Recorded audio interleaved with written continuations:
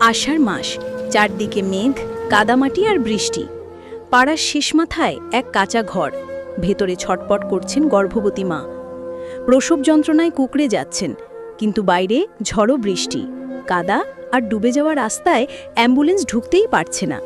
স্বামী ছুটে ছুটে পাড়া প্রতিবেশী ডাকে। কেউ বলে, এই বৃষ্টিতে গেলে গাড়িটাও আটকাবে ভাই। আরেকজন বলে, অবস্থা খারাপ হলে বাড়িতেই প্রসব করানো লাগবে। ছেলেটি কাঁদতে কাঁদতে বলে, ভাই, ও তো শুধু আমার বউ না, একটা জীবনের মা হইতে চলেছে। ঠিক তখন একজন বৃদ্ধা দৌড়ে আসে, পাড়ার সাবেক দাইমা। আমি আছি বাবা, ভয় পেও না। আল্লাহর রহমত থাকলে মা আর বাচ্চা দুজনই ভালো থাকবে।